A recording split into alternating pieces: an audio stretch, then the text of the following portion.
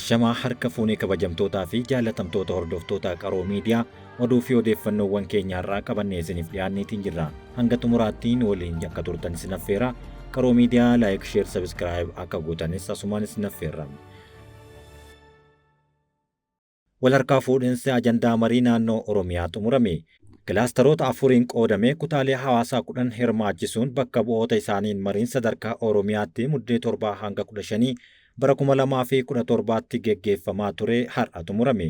Sirna wal harkaa fuudhinsa ajandaa marii bakka bu'ootaa fi koomishiinichaa gidduu geggeeffame irratti haasaa kan taasisan koomishiinarri olaanaan koomishiinii marii biyyaalessaa Piroofeesar Masfiin Ar'aayaa marichi nagahaa fi dimokiraatawaa ta'uu ibsaniiru.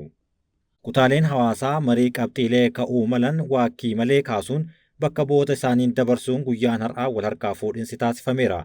Ajandaaleen barbaachisoon cuunfamanii qindaa'uun si'aa'innaa wal harkaa fuudhinsa raawwachuu isaa kan nama gammachiisuudha kan jedhan Piroofeesar Masfiin garaagarummaa yaadaa fi ilaalchaa mariin furuuf tattaaffiin jiru egeree tokkummaa biyyaaf abdachiisaa ta'uu himaniiru.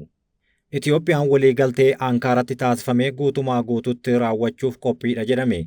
Itiyoophiyaan waliigaltee Ankaaratti taasifamee guutumaa guututti hojiirra oolchuuf qophii ta'uu ministeerri deetaa ministeera dhimma alaa Ambaasaadder Misgaanuu Argaan beeksisan.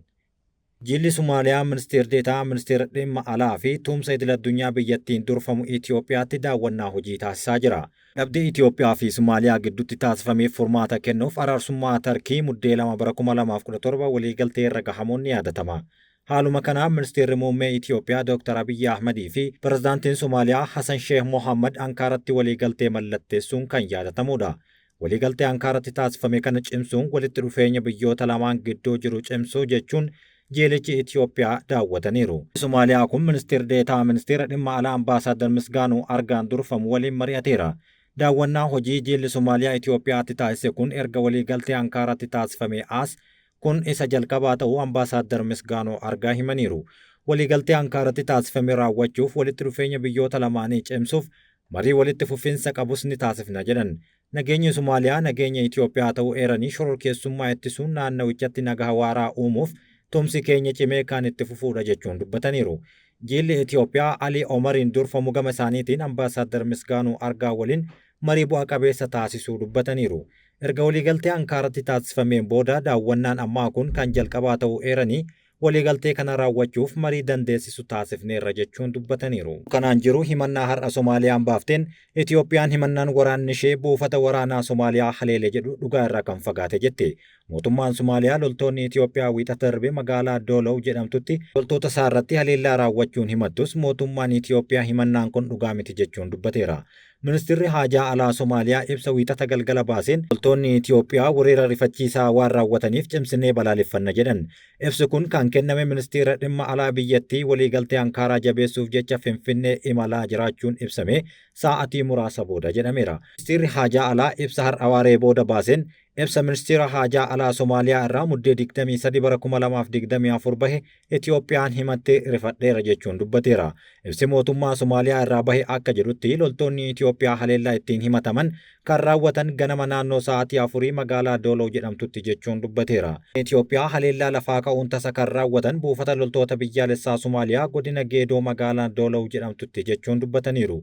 Haleellaan kun itti karoorfamee ta'e jedhamee raawwatame kan jedhu ibsi mootummaa Somaaliyaa kun xiyyeeffannaan haleellaa kanaa buufata waraanaa biyyaalessaa Somaaliyaa, tikaa nageenyaa fi biyyaalessaa akkasumas poolisii federaalaa Somaaliyaa irratti jechuun himanabaneera.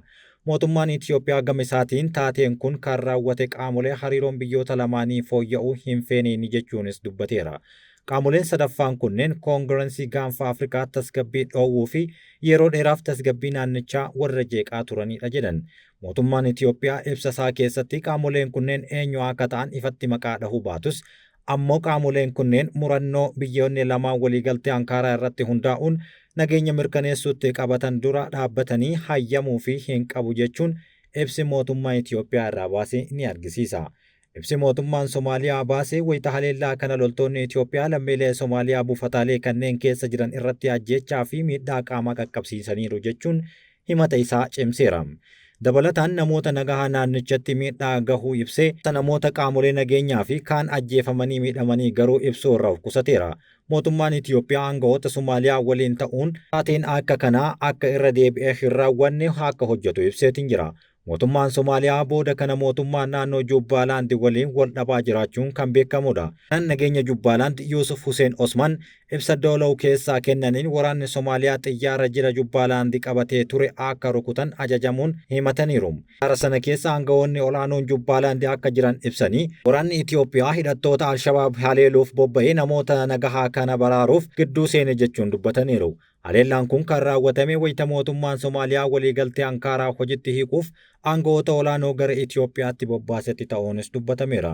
Gochaan akka feetee Itoophiyaa kun waliigaltee Ankaaraa qajeeltoo gamtaa Afrikaa chaartara dhaabbata biyyoota gamtoomanii fi duudhaa olaantummaa gaarii kan sarbeedha jechuun ibsi ministeera haajaa alaa Somaaliyaa irraa bahee ni agarsiisa. Mootummaan Itoophiyaa gama isaatiin ammoo ibsa keessatti bu'uura waliigaltee Ankaaraan obbolummaa fi hariiroo biyyoota lamaanii jabeessuuf murannoo qabaachuu beeksiseera.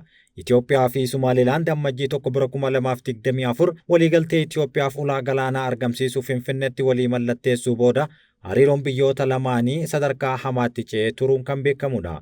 Yoota darban Somaaliyaan himannaa sadarkaa adda addaa dhiyeessitee waliigalteen kun akka raawwii hin qabaanne dhiibbaa gochaa baate. Garuu yaalii jaarsummaa Tarkii marroo hedduu booda guyyoota 10 dura waliigaltee hiree uume Ankaaratti mallatteeffameera. Pirezidaantiin Tarkii Rasiib Xayyib Erdogaan waliigaltee Ankaaraa kanan seena qabeessa jechuun ibsaniiru. Diin Ankaaraa inni guddaan golee Afrikaa, Somaaliyaa fi Itoophiyaa gidduutti nageenya tasgabbii qabu uumuudha jechuunis dubbataniiru. Kabajamtootaa fi jaallatamtoota keenya dabalanni oduu kana akkuma baheen kan isin biraan gennu ta'a. Masriin humnoonni alaa galaana diimaa keessatti argamuun fudhatama hin qabu jechuun dubbatte. Biyyoota qarqara galaana diimaa qooddataniin alatti humnoonni biyyoota biroo galaanicharra socho'uun fudhatama kan hin qabne ta'uu ministeerri dhimma alaa Masrii Baadir Abdullaatiin dubbataniiru. Ministerichi akkas kan jedhan marii ministeera dhimma alaa Somaaliyaa Ahmad Mo'allim waliin wiixata darbee Kaayirootti taasifame irrattidha. Marii ministeeronni geggeessan kanaan waliigaltee Itoophiyaa fi Somaaliyaa gidduutti Ankaaratti taasifamee fi dhimmoonni misoomaa biroo mari'atamuun eerameera. Waliigaltee Ankaaraa taasifameen hokkora naannichatti mudatu dhaabsisuun milkaa'aa ture jechuun sababa waliigaltee kanaatiin hokkora mudachuu danda'u hambifamuu faqiin dubbataniiru. Mariin dhimma nageenyaa galaanaa irratti kan fuulleffate ta'uu ibsame birmadummaa, walabummaa fi tokkummaan daangaa dhimma ijoo ta'uu fi fiqiin eereetiin jira. Mariin dhimma waliigaltee Ankaaraa hojiitti hiikutti fuulleffate Itoophiyaa fi Somaaliyaa gidduutti gurraandhala bara 2025 keessa ni eegalama jedhamee eegama. Mariin Kaayirootti geggeeffame kun ibsa waloo ministeeronni lamaan mallatteessaniin goolabame. Itoophiyaan galaana diimatti handaara galaanaa daldalaa fi humna waraanaatiif oolu argachuuf barbaachaa akka jirtu kan beekamudha. Israa'el hoogganaa Hamaas Haniyyaa ajjeesuu yeroo jalqabaatiif mirkaneessiteerti. Ministeerri ittisaa Israa'el baatii adoolessaa keessa hoogganaa siyaasaa Hamaas Israa'el Haniyyaa Teheraan keessatti ajjeesuu yeroo jalqabaatiif amaneera. Elkaatis kan dubbatan keessaa sochii Haawtii Yaman kan misaa'elaa fi diroonii fayyadamuun Israa'el rukutuu ittisuuf waadaa wayita galanittidha. Hidhattoonni Haawtii kunneen deeggarsa Iraaniin kan socho'an ta'uun ni beekama. Ismaa'eel Haniyyaa haleellaa Israa'el gamoo magaalaa guddoo Iraan irratti raawwateen ajjeefamuu ta'u malee Israa'el hanga yoonaatti osoo hin mirkaneessin turteerti. Gama biraan ministeerri muummee Israa'el Beniyaamin Netanyaahuu Gaazaa keessatti Hamaas waliin waliigaltee dhukaasa dhaabuu irra gahuuf sochiin tokko jiraachuu himaniiru. Israa'el du'a ajjechaa Haniyyaa Siinwaarii fi Hasan Nasrallah Iraan Gaazaa fi Libaanos keessatti raawwatame hordofee Haawtii cimsitee rukutuu karoorfachuu ishee beeksifteerti. Gareen finciltoota Iraaniin deeggarame kaaba dhiha Yaman to'atu Haawtiin Israa'el onkololeessa darbe Gaazaa keessatti Hamaas irratti xiyyeeffachuu erga jalqabee yeroo muraasa booda dooniiwwan Israa'elii fi idil-addunyaa galaana diimaa haleeluu jalqabuu itti fufeera. Gareen kun hanga waraana Gaazaa xumuramutti haleellaa akka itti fufu dhaadatee ture. Waraanni Israa'el sanbata darbee misaa'ela Yaman irraa furguggifame kuffisuuf kan hin milkoofne ta'uu Teel Aviv keessatti buufata doonii fi bu'uuraalee anniisaa dabalatee rukutee ni yaadatama. Dubbi himaan Haawtii akka jedhanitti gareen kun misaa'ela baalaastikii haayiparsoonik fayyadamuun akka waraanaa kana haleelee dubbateera. Hamaas bara darbe onkololeessa keessa Israa'el irratti haleellaa raawwachuun namoota 1,200 ajjeesee 251 ukkaamsee fudhachuun seenaa dhihoodha. Haaloo kanaaf Israa'el duula waraanaa Gaazaa keessatti Hamaas balleessuuf kan eegalte yommuu ta'u, duula waraanaa kun waggaa tokko oliif kan itti fufe ta'uu namoota 58 haleellaa Israa'el sa'aatii 24 darban keessatti raawwateen ajjeefaman dabalate namoonni 45,317 ajjeefamuu ragaan ni agarsiisa. Gareewwan gargaarsa namoomaa fi mirgaa Gaazaa keessatti lammiilee nagahaa irratti haleellaan xiyyeeffate lubbuu nagaa hedduu gaaga'uu fi balaa guddaan akka jiru akeekkachiisaa jira. Darbee dhaabbanni Oxfam ji'oota 2.5 darban keessaa konkolaattonni fe'umsaa 12 qofti kaaba Gaazaatti nyaataa fi bishaan raabsuu isaanii ibsuun waraanni Israa'el itti yaadee harkifachuu fi danquu itti himeetiin jira. Keessaa muraasni mana barumsaa namoonni keessa buufatanitti geeffamuu fi sa'aatii muraasa booda boombiin itti darbame jechuun Oxfam dabalatee himeera. Ministeerri muummee Israa'el Beniyaamin Netanyaahuu garuu haala kana haalaniiru. Aangoonni Israa'el gabaasni kun itti yaadamee himata sirrii hin taane kan tattaaffii namoota bal'aa Israa'el kaaba Gaazaa keessatti taasiftuu xiqqeessuudha jechuun dubbataniiru. Israa'el ergaawwan addaa nyaata, bishaanii fi dhiyeessii yaalaa dabalatee gara naannoowwan kaaba Gaazaatti ergamuu isaanii ibsiteerti.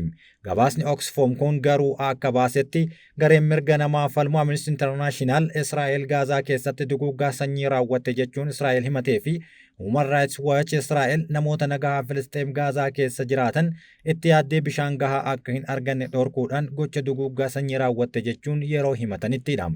Ministeerri dhimma alaa Israa'el gabaasa Amnesty International guutumaan guututti sobaa fi soba kan jedhe yoo ta'u, Ministeerri dhimma alaa Israa'el ammoo Human Rights Watch ammas maqaa balleessii babal'isaa jira, dhugaan jiru garuu kanaa miti jechuun dubbateera. Gareewwan gargaarsa namoomaa fi mirga Gaazaa keessatti lammiilee nagaa irratti balaan guddaan akka mudataa jiru akeekkachiisee jira. Oduu biraatiin Tiraamp miseensummaa dhaabbata fayyaa addunyaa keessaa bahuuf karoora qopheessaa jiraachuun ibsame. Pirezidaantiin Ameerikaa haaraa filataman Doonaald Tiraamp dhimma fayyaa idil addunyaa irratti Ameerikaa dhiisanii Chaayinaa fayyadu jechuun himaniiru. Murteen kun hojiirra yoo oolee dandeettii dhaabbatichaa irratti dhiibbaa uumuu akka danda'us ogeeyyiin garaagaraa himaa jiru. Miseensonni garee ce'umsaa pirezidaantii Ameerikaa Doonaald Tiraamp Ameerikaa miseensummaa dhaabbata fayyaa addunyaa keessaa baasuuf karoora qopheessaa akka jiru ibsee jira. Akka maddeen Reuters jedhanitti murteewwan poolisii ijoo pirezidaantichi guyyaa jalqabaa aangoo isaaniitti murteessan keessaa tokko dhaabbaticha keessaa bahuudha jechuun dhagahameera. Dhaabbanni fayyaa guddichi dhaabbata mootummoota gamtoomanii weerara dhibee fi rakkoolee fayyaa addunyaa biroo ittisuuf tattaaffii gochuun Washington adda baasuun qeeqamaatiin jira. Gareen ce'umsaa Tiraamp dhimma fayyaa addunyaa irratti Ameerikaa caalaa Chaayinaa fayyada jechuunis himataa tureera. Bulchiinsa isaanii haaraa keessatti pirezidaantiin filataman kun qondaaltota fayyaa hawaasaa kanneen dhaabbata fayyaa addunyaa cimsanii qeeqan mudateera jechuun dubbateera Reuters. Tiraamp yeroo jalqabaaf aangoo isaanii keessatti dhaabbaticha keessaa ba'uuf ergaa turan waggaa tokkoof jechuun ni danda'ama. Bulchiinsi Baayiden murtee kana kuffisuun isaa waan yaadatamudha. Yeroo sanatti dhaabbatichi weerara COVID-19 kanaaf Chaayinaan itti gaafatamtuu gochuuf fedhii hin qabu ture. Dhaabbanni kun puppet Chaayinaa jechuun irra deddeebiin Tiraampiin qeeqamaa kan turedha. Torban muraasa dura Daayirektarri olaanaan dhaabbatichaa Dr. Tewoodiroos Adhaanoom ibsa gaazexeessitootaaf kennaniin waa'ee dhimma doorsisa Tiraamp dhaabbaticha keessaa akka ba'an gaafatamanii turan. Kan ce'umsa bulchiinsaa keessa waan jirtuuf yeroo barbaadde jechuun deebii kennaniiru. Daayirektarri kun bulchiinsi Tiraamp komii dhaabbatichi kaasee irra taa'ee akka dubbatu carraa nuuf kenne jennee amanna jedhan. Haa ta'u malee dhaabbanni fayyaa addunyaa qaawwa Ameerikaan dhimma talaallii fi to'annoo weerara idil addunyaa irratti qabdu guutuuf gara Chaayinaatti yoo jilbiiffatee dhiibbaa Washington irratti dhimma fayyaa irratti qabdu akka cimuu danda'u himeera.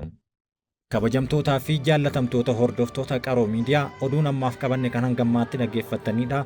Oduu waliin kan isin waliin ture an Amiin Shubbiseeti waan nu dhaggeeffattaniif galatooma.